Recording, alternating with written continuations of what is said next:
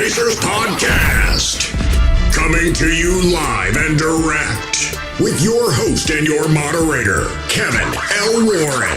This is a real sports podcast for real fans.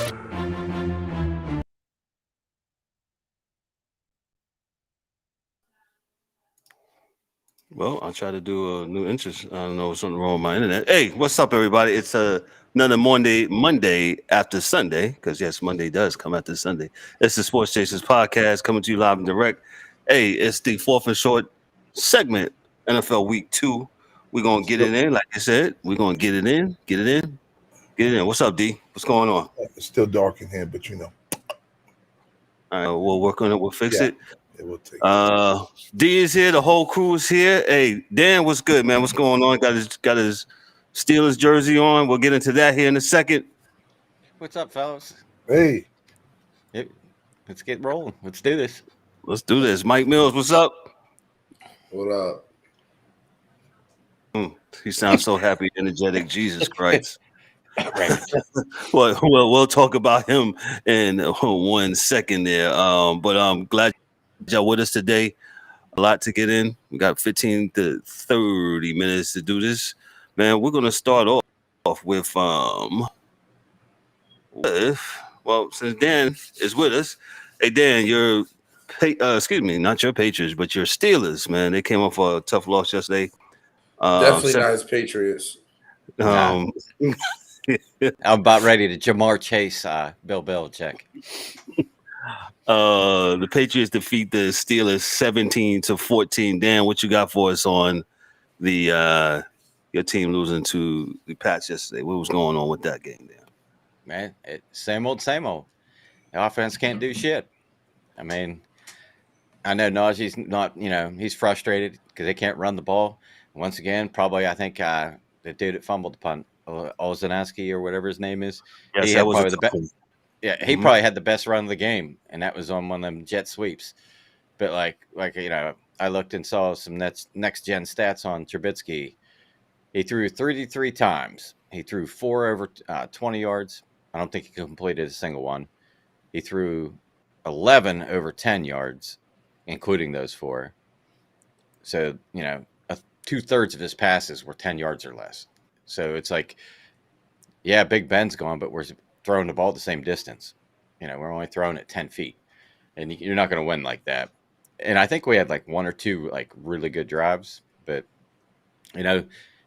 they relied on the defense, and we dropped a couple of interceptions. It probably could have changed the outcome of the game, but whether they got Brady or not, we still can't beat them. As you alluded to, Trubisky was 21 of 33 for 168 yards, 1 TD, and that 1 crucial interception. Dan, you think we intercepted them back 4 plays later? They got no points off of it. So let me ask you this: is 33 times just doing too much? How do they fix that going forward? It's not the amount of times; it's where they're throwing it. If you look at the next gen stats, it's a V. It's 2, 3, 5, 6 yards this way, and the same on the other side. The one down the middle was the interception. He threw a couple, like 15, 20 yarders that I think one was caught, and then the other ones weren't caught. But my thing is, it's like you got Pickens out there. He's got like maybe 2 or 3 targets in each of the first 2 games. It's like, they're both him and Claypool are very big, very tall, and can run, go route, throw the ball up. Even if they intercept it down by the 10-yard line, it's just like a punt. I'd rather them do that and make the defense respect that we may do it than have them going forward towards the line the entire game. Because then you can't do shit. You can't do a screen. You can't run because you got 9, 10 guys in the box and 1 high safety. That's it. So they got to get their shit together. There's no doubt about that. It might be Kenny time. Y'all got OC problems, man. I don't know who your OC is, but he's Canada. He's Trubisky. You know what you got, right? So Claypool and the other dude, like this summer, before the season started, like he was supposed to be the next best thing to food, period. I forget you just said his name, Dan.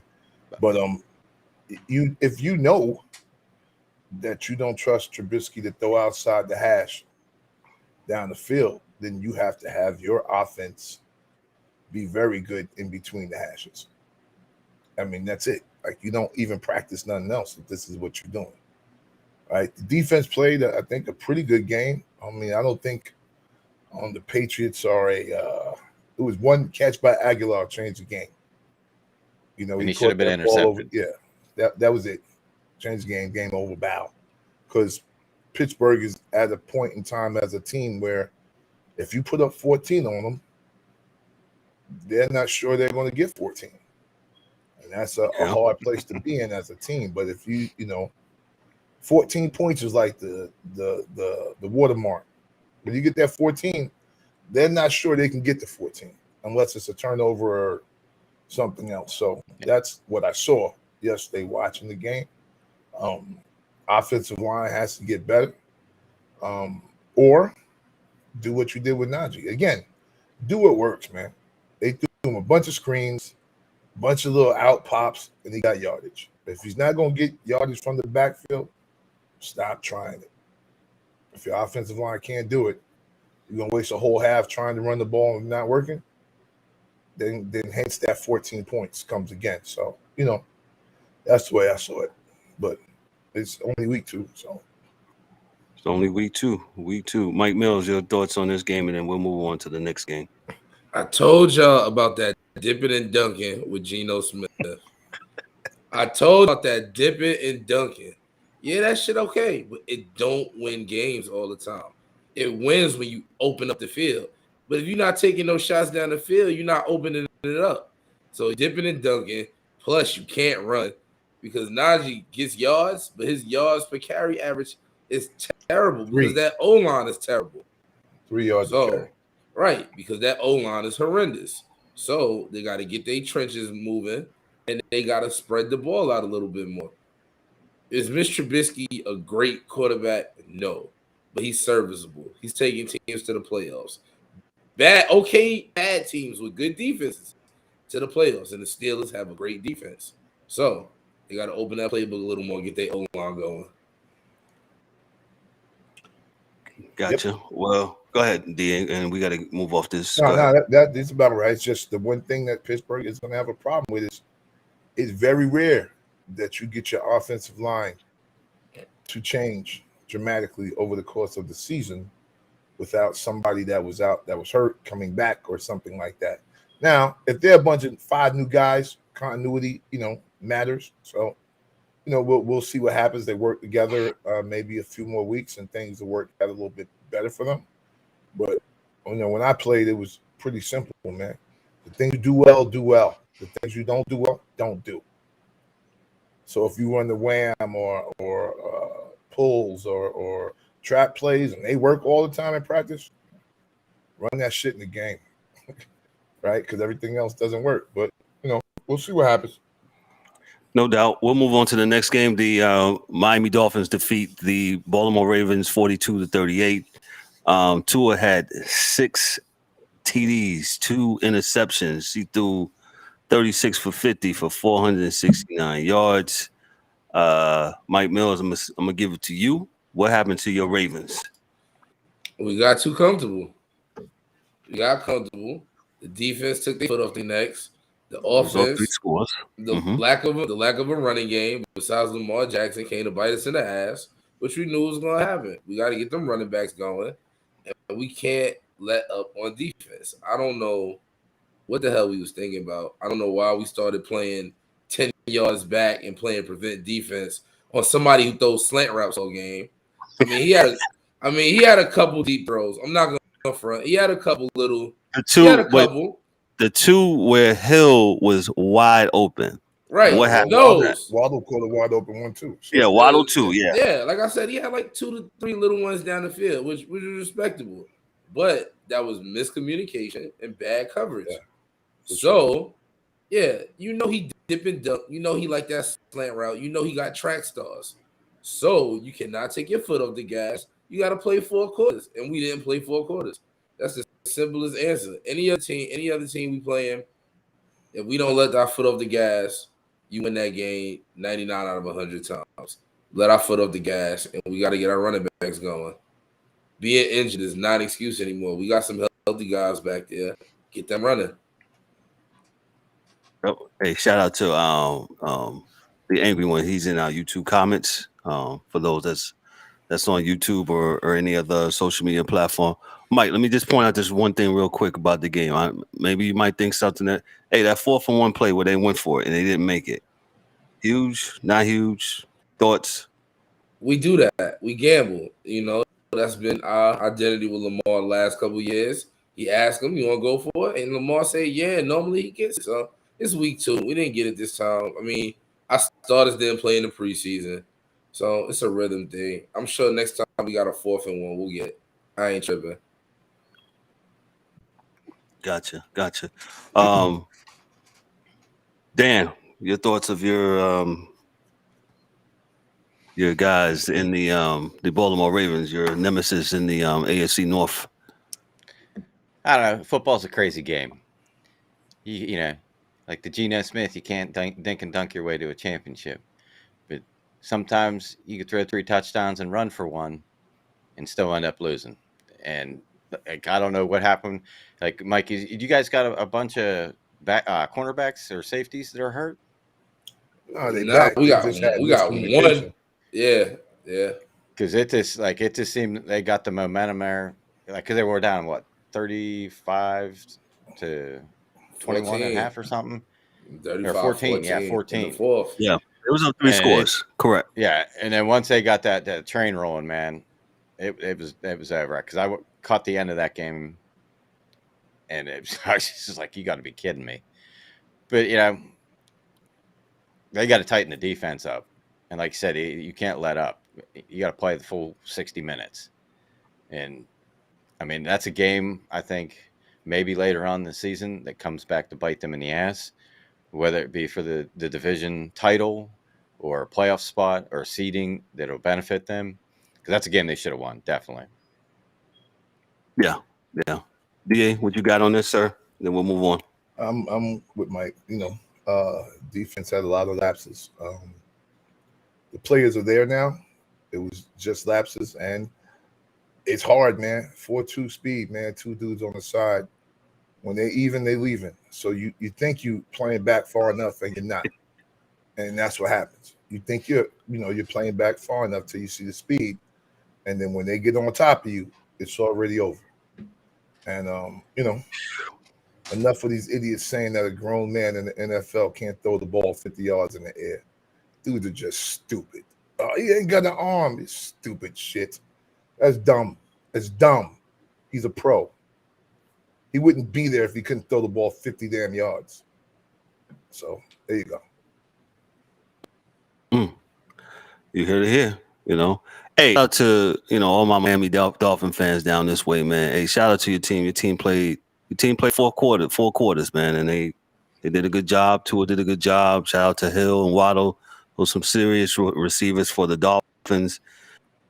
And like Mike said, his team didn't play 4 quarters. The Dolphins did. They come out with the win, and the Dolphins are 2-0 in the AFC East. 2-0. Shout out to the Dolphins, man.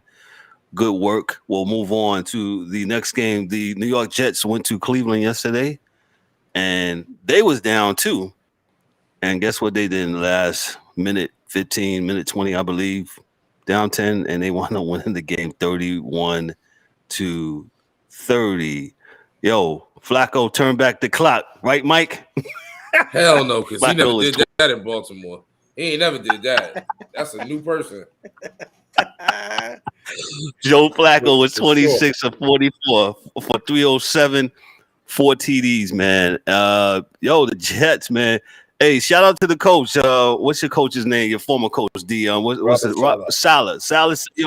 Robert Saleh said, Saleh. He keeping receipts. Yeah. And guess what? Them receipts. He showed you receipts yesterday. DA, what you got on the Jets and Cleveland game yesterday? When I did my own preseason, I told you they had a good roster. They don't have a great roster. Yeah. They got a good roster. They got a lot of good players. And I told you guys, dude from Ohio State was serious, the wide receiver, and he is. If you can't, if you can't stay in front of him, again, he's fast and big. They ran the ball well. Defense played adequately.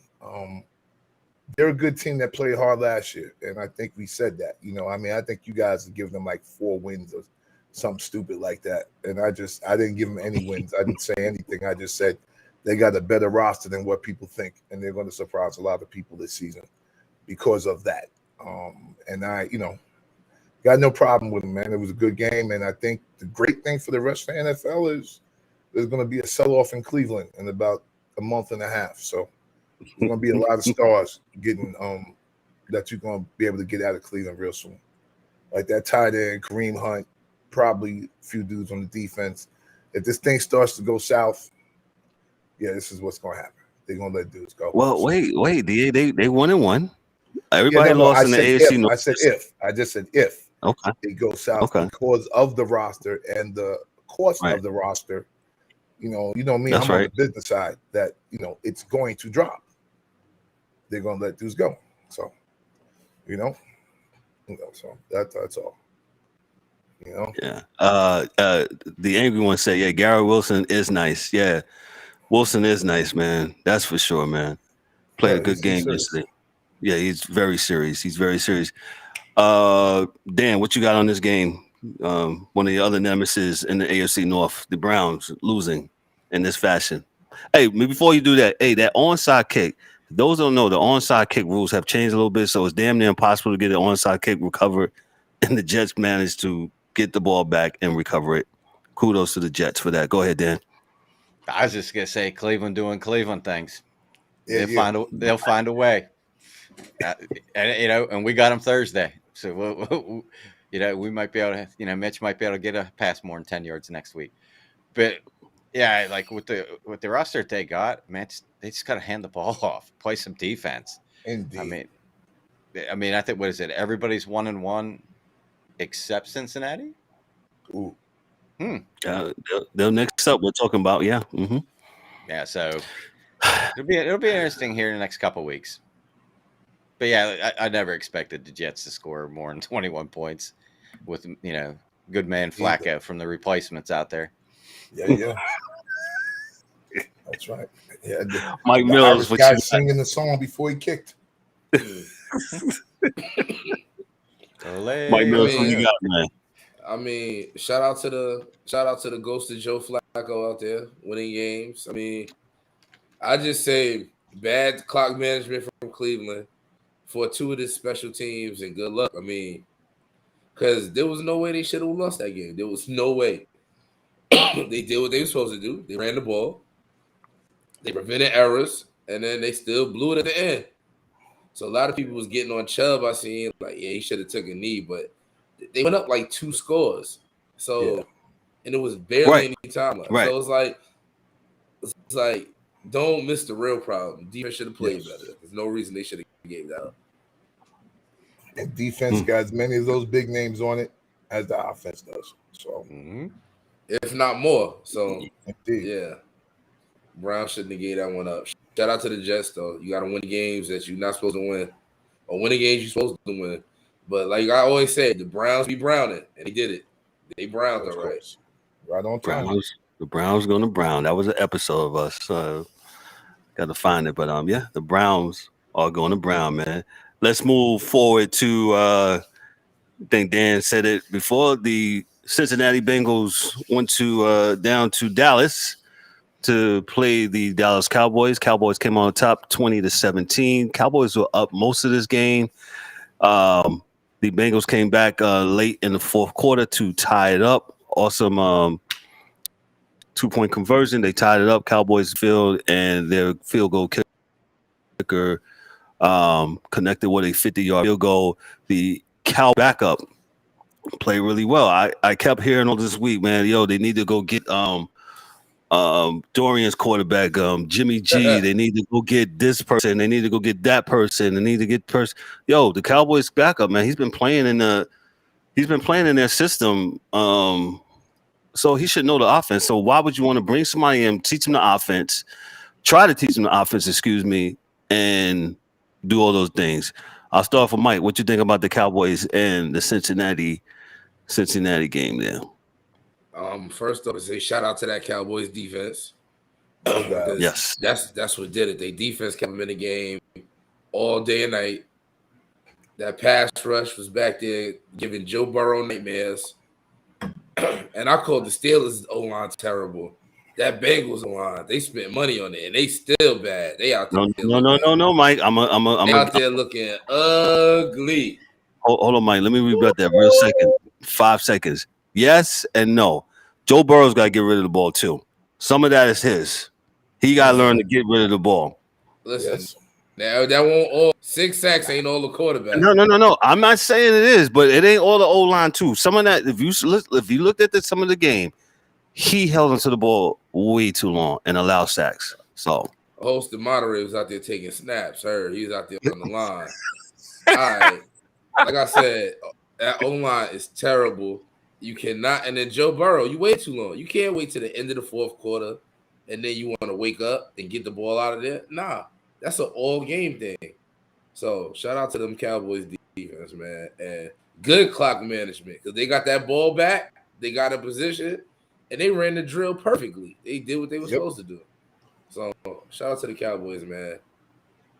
Got you. DA, what you got on the Cowboys and Cincy? I got the mirror mic on this one. The reality is, I mean, I think the O-line still needs some work because they're new. Like it's 5 new guys, so they need some time to pull it together. Joe Burrow does hold on to the ball a little bit too much. Thank you, DA. Certain plays, and you can see it. Like it's not like it's something that you don't see. Right. And 3 is, we have to get out of the moment, folks. Like, yeah, they won the Super Bowl last year. Last year is last year. Facts. Last year does not mean this year. Facts. So this is why when you look at these dudes at the beginning, of the season, before the season, telling you who's going to be great and who's not, I'll always tell you, man, let history tell that story, man. We'll wait and see what the defense looks like. We'll wait and see what the offense looks like. You know what I mean? Because the reality is Joe Burrow still has 4 really good weapons that he could get the ball to, and he didn't. So with that being said, it is what it is. On Micah Parsons, I told you when he was in Penn State that dude was a manimal. I told you that cat he's different. He's gonna be different till he leave. But the reality is, this is where I'm still not sure about Cincinnati as an organization or as a team. All right, so I'm not gonna let what happened last year have me thinking that this is the Bill Weiss Bengals, because it's not. It's not. Okay. So you gotta take your time and see what it is. Let me get that. Dan, go ahead on this game, sir. Well, I hate to say this, but shout out to Cooper Rush. He quarterback for the Cowboys. He played really well. Cooper Rush. Yes. And like you said, he's been in the system, and I believe he played against Minnesota last year and beat Minnesota. He won. Yes, he did. Yep. So I mean, and the other thing to take in consideration is it who's the one that's out? Gallup, the receiver. Yeah. Mm-hmm. So they had to play the Brown kid. And those two have a connection from being on the second string and getting reps, and you could see the chemistry between those two. Now, on the flip side, Cincinnati, like, I know that this is, I shouldn't be saying this because of my offensive line, but I liken Cincinnati's offensive line right now to a turnstile in the New York City subway. Nobody's paying, and everybody's hopping the turnstile. Because they ain't blocking nobody. Right, and that's they ain't even looking. They just they start turning a blind eye to that shit. Oh, it's horrible. But I mean, they spent a bunch of money on it. And if anybody knows anything about the AFC North and the Cincinnati Bengals, they don't spend money. Yeah. That's why Marvin Lewis's teams could never get over the hump. because they would never go and that's what pieces. DA and that's what DA was talking about. Yep. Yeah. So them spending money on these cats, yeah. If they continue the spiral they're going, there are going to be some people that, just like Cleveland going Lose some somewhere jobs. else. Yeah, bro. But Remember, go ahead, Dan. Sorry. I was gonna say, you spend all that money, and this dude's on track to get sacked 111 times. Again. Well, he 51 last year. Yeah, he's going to be a Carr. They're going to change his last name. He might not to make Carr. it this season. He's going to change his last name to Carr. He's going to Joe be the Carr, other he the third brother. Carr. Yes. He's going to be the third brother. Hey, let me interject here real quick because we gotta go move on to the next game. If y'all remember real quick, remember Carson Palmer, former Bengal. Just he got up out of there, man. They wouldn't spend the money. They would not spend the money. See, Carson Palmer Mike Mills. They won a few playoff games for him. They did, but they never was able to get over the hump. No. Yeah. So Mike Mills, 30 on this game, real quick, and then we got to move on to the last game. I said, shout out to the Cowboys defense, man. Go ahead. Let's go. The last game, which was a very, very, really entertaining game. And Eric and the angry one is going to really jump on with the Arizona Cardinals defeat the Raiders 29-23. The Raiders, it was like two different games in one. The Raiders were up by 3 scores. I was like, man, what a sucky game, man. And then before you know it, Arizona. And then Collard doing Collard things. He's running in the back and throws the touchdown and then the 2-point conversion. DA, real quick, what you got on this game? What you think about Arizona? Listen, non-sustainable. First off, non-sustainable. Facts. Defense still look like shit. Collard can't do this the whole time. Like it's just not going to happen, right? And the fact that the Raiders let it happen means that they were not putting a spy. And it's hard to spy Collard because he's fast. But last year teams did it. So the reality is you knew it was coming at some point during the game. Why weren't you not prepared for it? Listen, man, I give it up to them. They won the game and good shit, real talk. But as far as football is concerned, not sustainable. Not sustainable. Not sustainable. I'm not with that shit. 20 seconds? For real? You can't stay 20 seconds on fucking Madden. You're going to run around the backfield for 20 seconds in real life? Stop playing. That's a joke. Murray was 31 of 49, 277, 1 TD, 1 interception. The Raiders, Derek Carr was 25 of 39 for 252 2 yards. The Raiders had two really at the end. And the I forgot his name. Can't think of his name. Renfro, who you talking about when he caught the ball? Twice. Yeah, twice. Caught the ball twice and went to the thing. Go ahead, Dan. Give me your thoughts on this game real quick. Yeah, the Raiders shit the bed on that. They took like the Ravens, they took the foot off the pedal. I mean, that should have been an easy dub. But the other thing too is they really still won that game if they would have spied him at the end of the game, because those last couple plays before they scored that touchdown, when he ran that touchdown in, man, if he would have thrown the ball about 6 inches higher, Zach Ertz would still have a football in his ear hole, because he never turned it. He never turned his head. He just fired that thing at him in the shoulder. But the impressive part, which is rare, is they scored 2 touchdowns and got 2 2-point conversions successful. And and then I don't know what happened with Renfro. If he was drinking something slippery on the sideline or something, because he fumbled the first one, they got it back, and then that last one, man, just go down, live to play another play. Yeah, I totally agree. Mike Mills, what you got on the Raiders and the Arizona Cardinals game? The Raiders did a Ravens impression, took their foot off the pedal because that was crazy. And like DA said, which is rare, we have an episode where me and DA agree. Yeah, you cannot. That's unsustainable. Then they say he ran like 90 yards or some shit, like back and forth. Like that is crazy. You cannot get hurt. Do that, and that's not gonna work. Like that's not gonna work. Take as a team smart enough to leave somebody back there to spy on him, and that's it. They're gonna knock his ass the hell out. and he's not that big. So yeah, they gotta get their O-line right, and they gotta make plays happen. Like that is insane, and their running game is inconsistent, like terrible. I don't know what it is with them, but they gotta get their running game going too. But shout out to them. They found a way to win, and that's what the NFL is, finding ways to win. But the Raiders gotta play 4 quarters. Raider fans, get out here. Y'all up 29 in the first. Y'all gotta win that game, man. Y'all gotta win that game. Y'all gotta play a whole game, and y'all didn't. To be honest, this might sound sacrilegious. I think y'all are better of the 0-2 teams because y'all, but hey, y'all didn't win.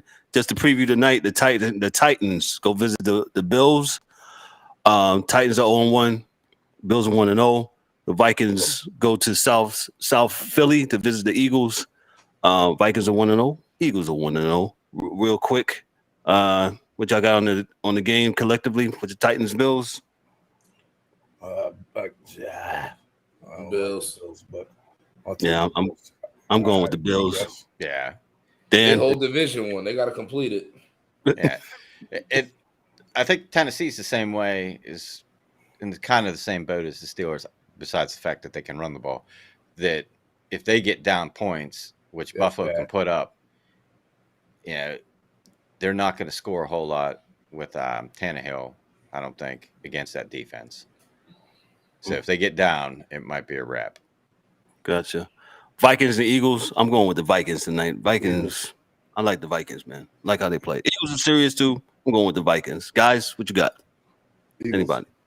Before we end. Eagles, man. Mike Mills. Eagles, man. I told y'all Kirk Cousins is the balance in the universe, man. He got to go 500.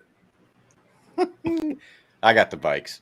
I think that with this new head coach being an offensive guy, and with Thielen and Jeffries, they're going to start putting points up. Well, one thing I will tell y'all, next week, you're going to see a lot of defenses stiffen up. We ain't going to have teams that are let, because you got 3 games this week where the team won the game and took their foot off the gas. I'm guaranteeing you, and film for every goddamn team this week, that's going to be the lesson. We're not doing that. Need to be. Head coaches going to look at OCs like, yo, listen, keep your foot on. We're not doing no, 3 and up by 24. We're going to smash them. And if they're mad, fuck it. Let them be mad. This is what has to happen, because this week had 3 teams take their foot off and lost the game. The game, man. Hey, we got to get out of here, man. Good show. On behalf of myself, I'm Kevin L. Warren, your host and moderator. Mike Mills, Dan, the DA, James Eric, the angry one, and Daryl D. Warren. Yo, this is the Sports Chasers podcast. This is a 4th and short segment. Hey, we'll see y'all live 7:30 on Thursdays. Y'all be good. Y'all be blessed. Have a good week. Talk to y'all.